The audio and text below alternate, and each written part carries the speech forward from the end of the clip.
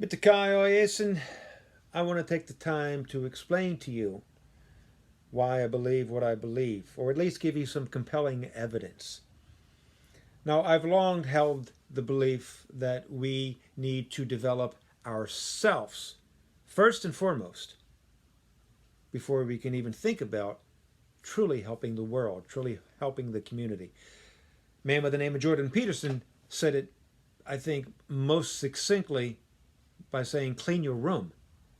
Don't be telling people what they should do to be making their lives better or making the world better if your room is a mess. And of course, he's speaking metaphorically. But I want to talk to you about Viktor Frankl. Viktor Frankl is one of the leading names in psychoanalysis. He was the third big name to come down the pike. A Jew who, born and raised in Vienna, Austria. In the 1930s, he was in his 30s. And that meant he had to deal with the Nazis. Now, the Nazis destroyed everything that was precious to him. Took his family, took his colleagues. He was sent off to Auschwitz. His wife sent off to another camp. His wife had their unborn children within her. He thought that they would be reunited. This did not happen. The wife and the child were murdered by the Nazis. In fact, everybody that he knew, except for his sister who escaped to Australia, everyone else was murdered by the Nazis. He was developing a theory called logotherapy, which says that the purpose of life is to find your purpose. We all have individual purpose.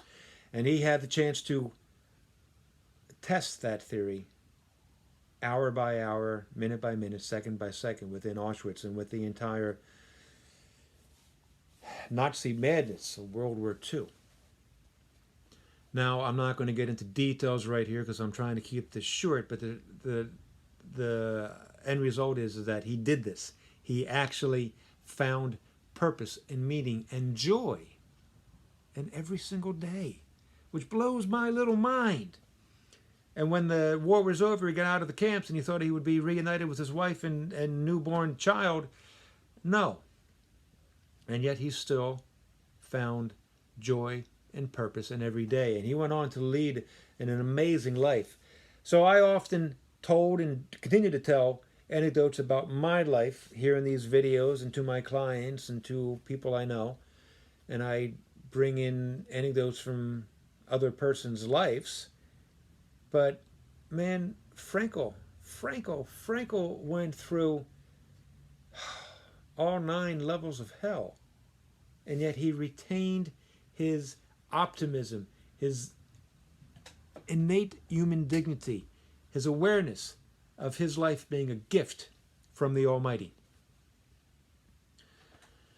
So I have been spending a lot of time talking about politics because to me, we're all going off in the wrong direction with the idea that a person in office or persons in office can bring meaning to our lives. We bring our own meanings to our lives.